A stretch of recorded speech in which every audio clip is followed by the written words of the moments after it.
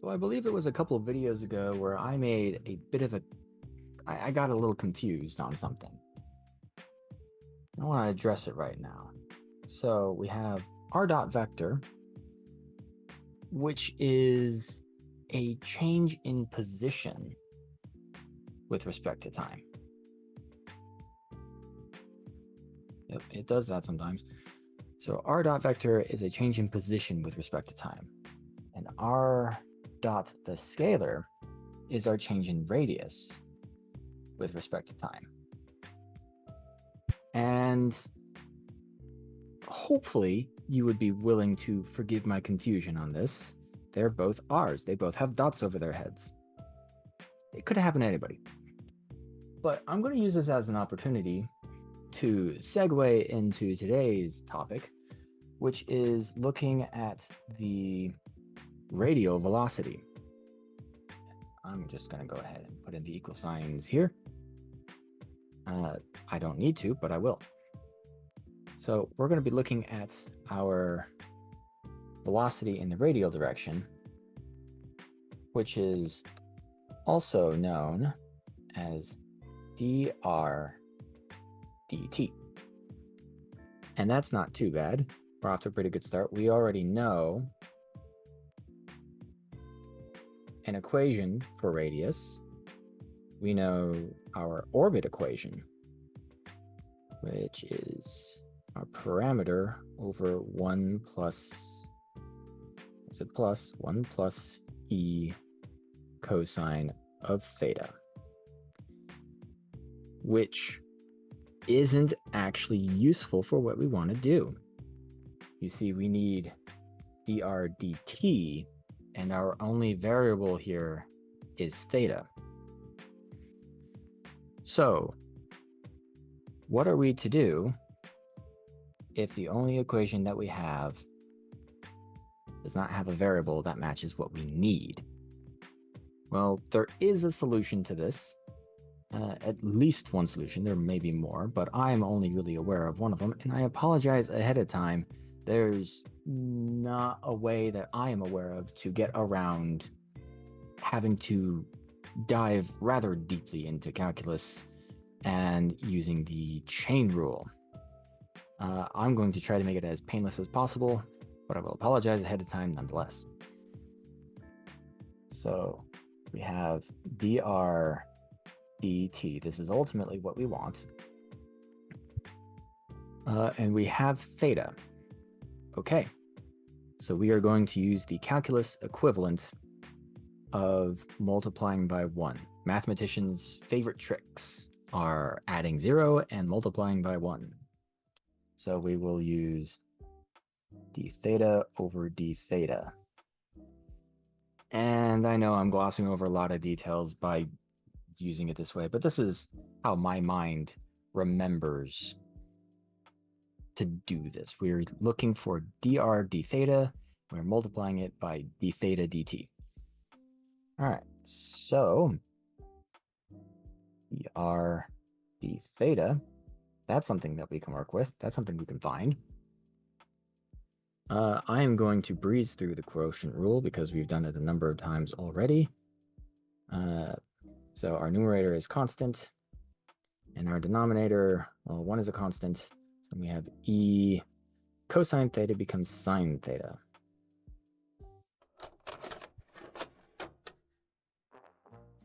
You know, it's been a little bit since I've done one of these. I want to take a moment to just kind of address what's happening here. Because, well, the result is right. The description that I gave for it was not. So let's scroll to here. All right. So to recap, probably would have been a good idea if I had written this out to begin with. You know what? And we'll do it this way.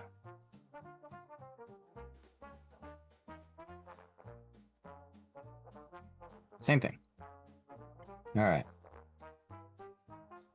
dr d theta, which is where we're looking right now.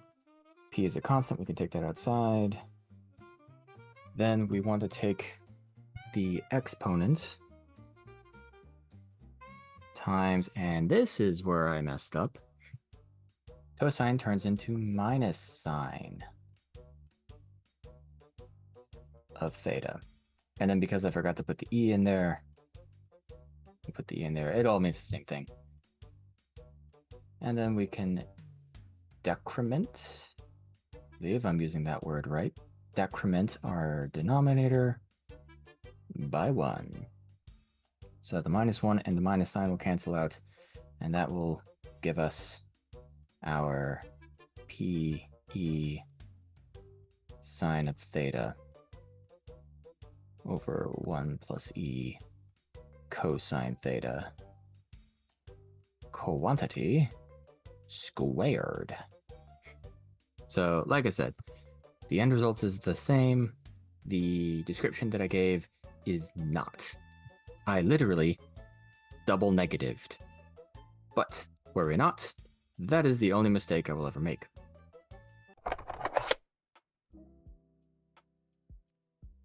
Because that's what derivatives do.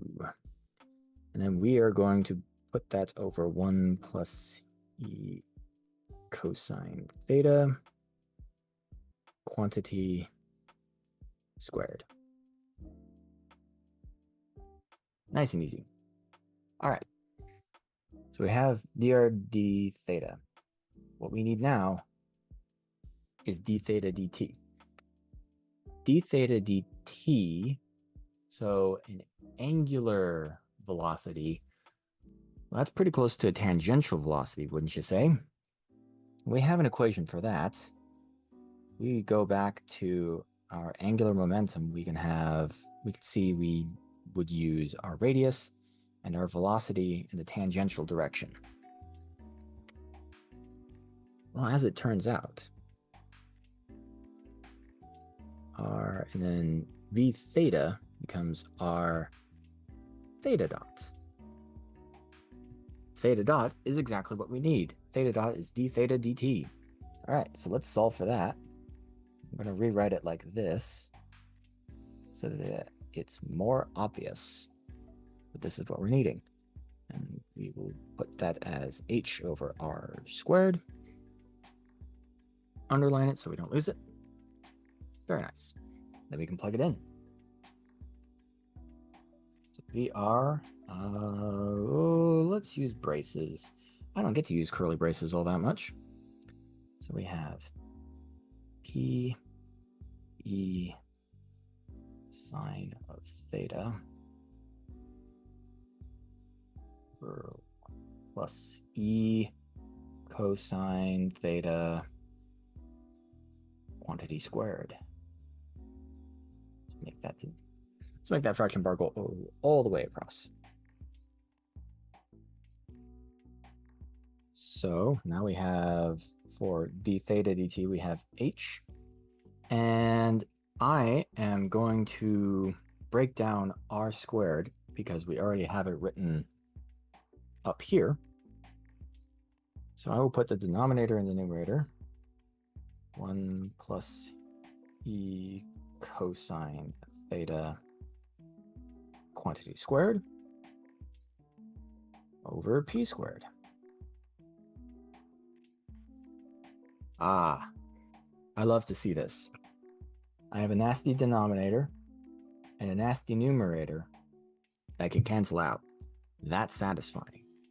But it's also satisfying to look at this p squared in the denominator over here, and this p in the numerator over here, and know that that can reduce as well. So let's rewrite that before we break it down any further.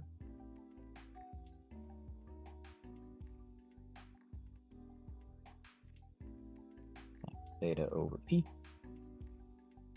And we know that p, our parameter, is h squared by mu. And with an h in the numerator and an h squared in the denominator, one of those h's is going to go away down there. The h is going to go away up top. The mu goes to our numerator. Vr is equal to mu e sine theta over h. And that is worth boxing in. We went through all that work, we may as well box it in, right? So that wasn't too terrible, right? I mean, yeah, we did have to do a little bit of jumping through hoops, but we were fairly successful, I would say. So let's verify, shall we? Let's verify that this equation does get us a value that we would expect, right? So give me just 1 second and I will set that up. All right, and we're back. As we have been doing before, we're just going to use the same, we're going to be using the same system as we had been throughout the entire series. We wouldn't be verifying something if we were using something new, right? So we know what our gravitational parameter is, we know what our eccentricity is, we know where we are in our orbit, and we know the momentum of our orbit. Let's plug it all in now. 3.986. Whoop. Skipped a character. E 10 to the 5th. I am not going to include units on this. This is going to take up a lot of space as it is. I'll take care of the units later. Just so long as you remember your units, you should be all right. That is evaluated at 30 degrees. That is over our angular momentum, 87,481.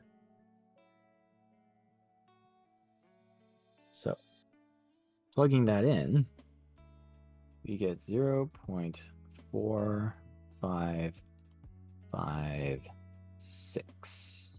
And oops. Let's put that back.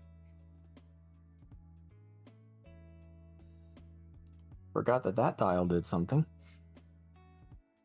And as for our units, we have kilometers cubed per second squared up top over kilometers squared per second in the denominator. Kilometers cubed over kilometers squared becomes kilometers. Seconds squared over seconds becomes seconds. 0.4556 kilometers per second.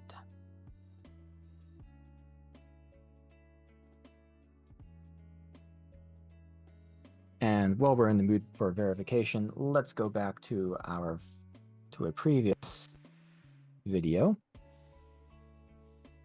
And we will scroll down. Where is it? Probably getting dizzy from this. There we go. We have 0.4556. And that is our answer. We have verified that this equation is a good one.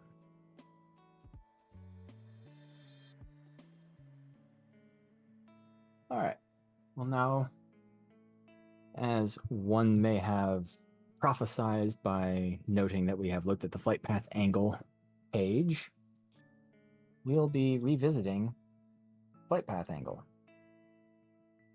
This time, we'll be doing something slightly different with it. Oh no. There we go. Triangles.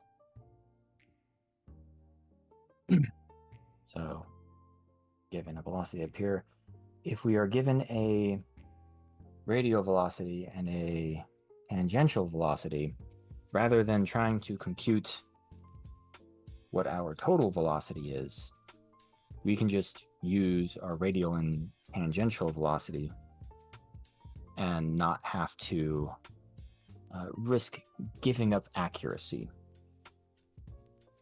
Of course, we want to include gamma there. So if we know what our radial and our tangential is, that sounds to me like we can use the tangent, which is opposite over adjacent.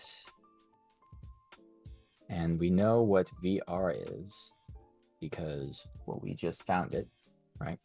Is mu e sine of theta over h. And then v theta, we actually did find that before. So we were actually just looking at it right here. And this is actually the equation that we want to use. We don't want to use any of these other equations down here that use theta dots. That it's only going to get us back to this top equation up here. So solving for v theta, we have h over r. And I am going to take the liberty, let's scroll down a little bit more. Reset the page. I'm going to take the liberty of breaking up r. So we have h over r.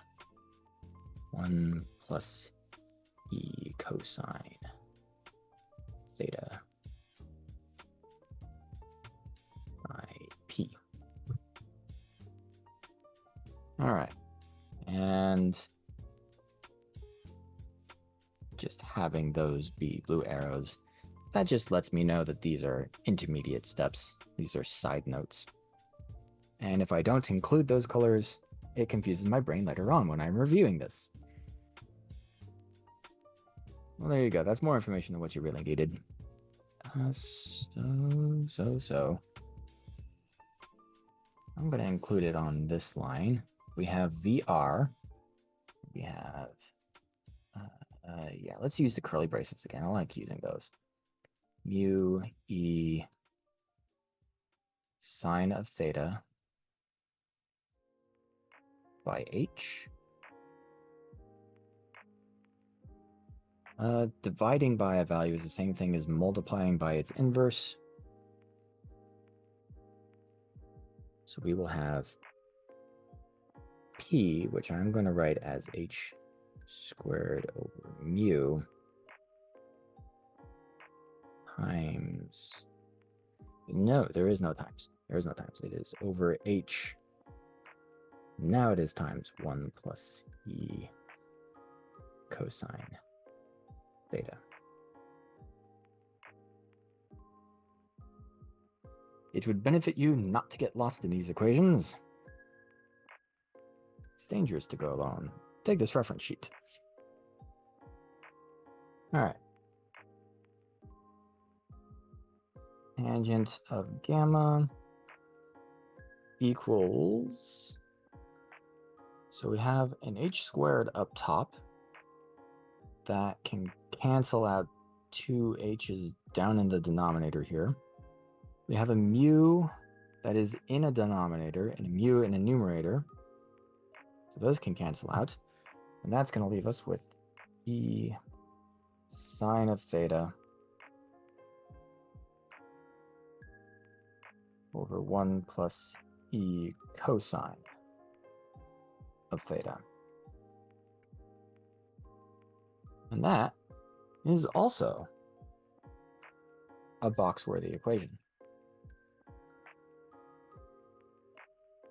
And this can be useful if you happen to know the shape of your orbit and where you are along it, but you're not really given any other details about it. This also tells us that it doesn't matter how big the orbit is, what the semi-major axis of the orbit is, you don't need it for finding your flight path angle. So if I were to just scroll down here, let's do some verification on this. So our eccentricity is going to be 0.2, and our theta, same as it has been, same as it always has been, is 30 degrees.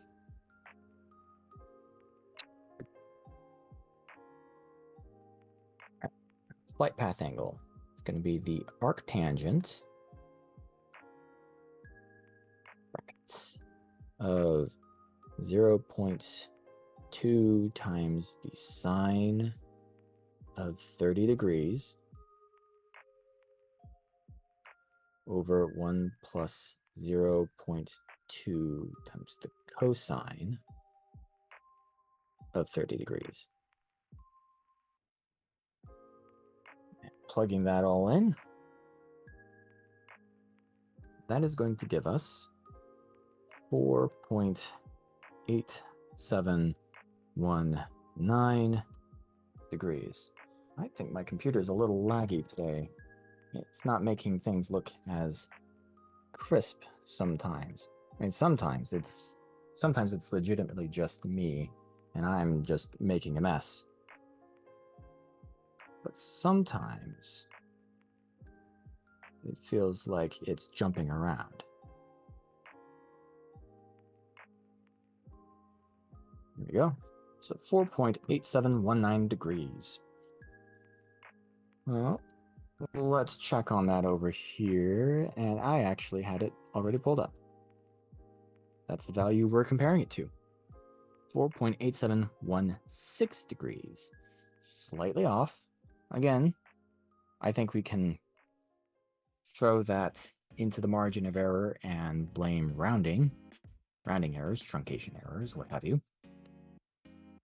And I think that's probably a good enough place to stop this episode. So thank you so much for going on this journey with me. Thank you for being patient with me while I delved into Calculus 2. And I'll see you in the next one.